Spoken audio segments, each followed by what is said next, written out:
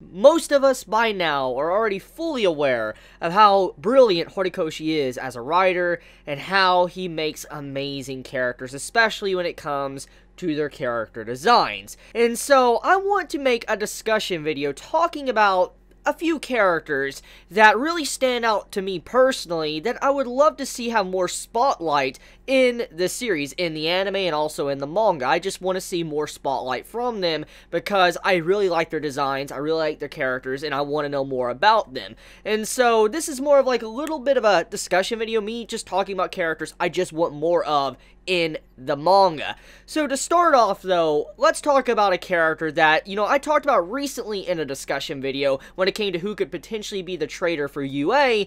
Let's talk about Toru, Invisible Girl. The girl that is always invisible, the girl that, in some cases, she actually even takes off her clothes while invisible to give herself an advantage. I'm talking about her. She is a character that we really don't know much about, and the only thing we really know about her is that she's a bubbly girl. She has some few things that she likes, like plushies and stuff, but overall, we don't really know a whole lot about her. We don't even know if the quirk she uses, if it can be deactivated or not. The only thing we really do know about when it comes to her quirk is that it has light refraction, and that light bends when it goes through her body. That's the only thing we really know when it comes to Toru. And so she is a character that I've seen every so often in Boku no Hero Academia that I just really wish had more focus, because she's a cool character. I've always loved characters that can go invisible, and just how bubbly she is as a person, and how, there's a lot of potential for her character.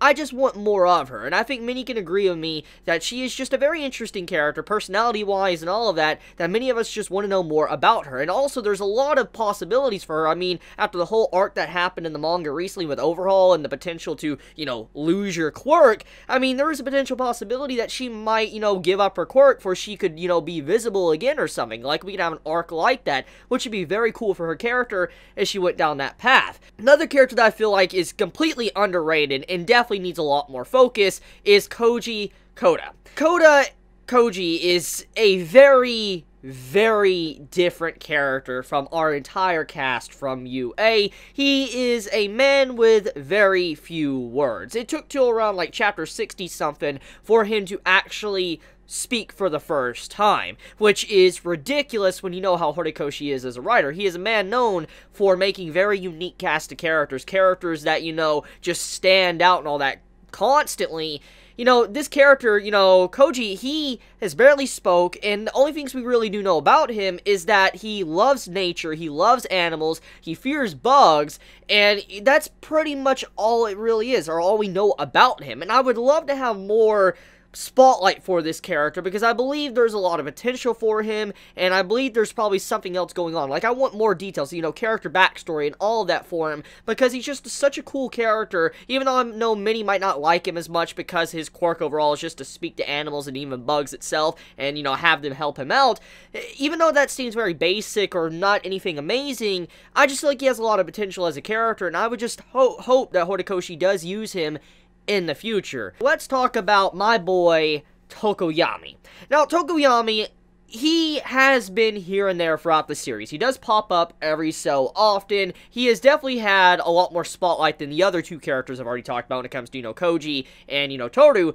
But Tokoyami is just a character that I've always loved. I've always loved his design soon as he was introduced in the manga. I mean, you go back to my earlier reviews when I was talking about Tokoyami's, character design and all that. I told you guys, like, I like him. He's a really cool looking character. I loved his quirk and all that. He had stand power, basically, with his quirk, and I just loved it. I'm like, he stands out. And he has had, chapters of spotlight here and there. He's had, scenes in the anime. But overall, he doesn't have a lot of scenes, and I want more of him. And I do believe that there is potential possibility that we might get more of Tokoyami very soon, because he's kind of been behind the scenes, in the shadows, pun not intended, for a while now, And we do know that it's being implied in recent chapters that he most likely could be doing similar stuff to how Izuku was. You know, he was going off doing some hero work. It's being implied that maybe Tokoyami is doing it as well. So, I mean, there probably might be a scene very soon for Tokoyami to kind of stand out and do something,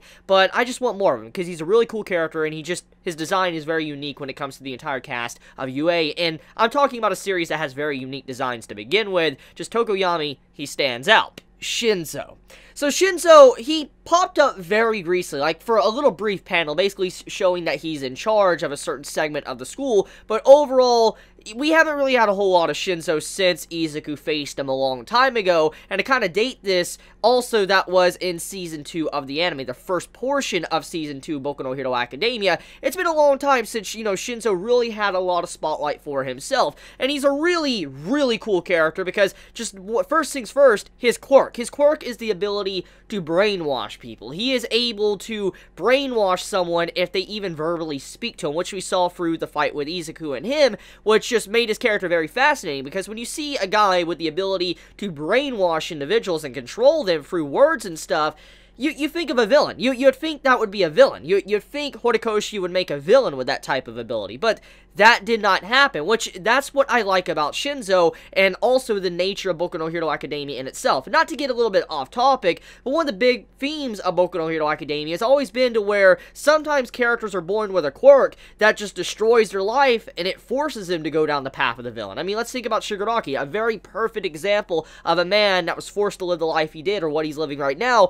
thanks to how his upbringing was when it came to his quirk, to also what, you know, All For One did. So, when you look at these little things, Shinzo has, like, all these qualifications for potentially being a villain, but he's not, because he realizes that he needs to try to be a hero. He's not giving up to pressure or sadness or whatever, or how people might view him as, you know, a despicable villain because of his quirk. It makes him really unique and cool. And so, I want more of Shinzo. Besides the design alone, I've always liked him, and I want more of him. And so, I do hope in the upcoming arc of, you know, Boku no Hero Academia, he does get some time to shine. Now, the next character I would like to talk about is a character that was introduced very recently, and many of you might have forgotten about her because she was only there for a little bit. I would love to have Ruko have more spotlight in future arcs of Boku no Hero Academia, because when we got to see her in the overhaul arc, her design, her quirk was just amazing. I'm a big fan of characters that can transform into dragons, in the way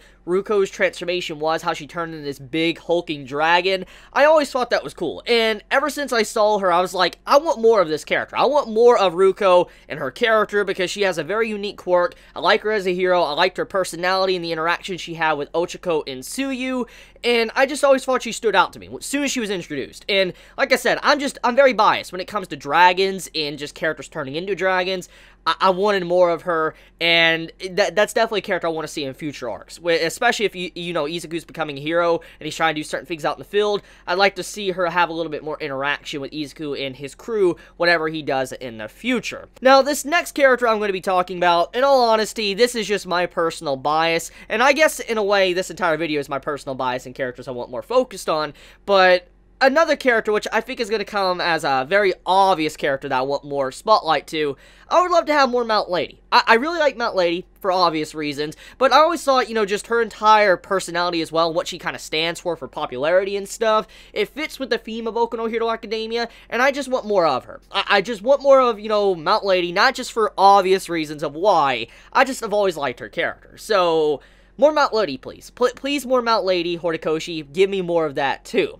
So that's pretty much it when it comes to this video. Those are, you know, the few characters that I would love to see focused more on in the future of this series. And I do believe one point in time we're going to have it to where Horikoshi will focus on these characters. I mean, I highly doubt he might focus on, you know, Ruko or Mount Lady as much, because they don't matter as much as the main cast at UA and stuff, so I believe they're going to be kind of pushed to the back burner compared to our other characters. But even then, though, I do hope that one day these characters are dived into, the ones I mentioned in this video, because I like them. And if there's one thing that Horikoshi does a really great job with, it is introducing characters that are just very unique, and you just want to see more of. And I think when it comes to design-wise, there's not really any character I've seen introduced in the series yet that I personally hated design-wise and didn't fit the character or whatever. You know, he's done a very good job.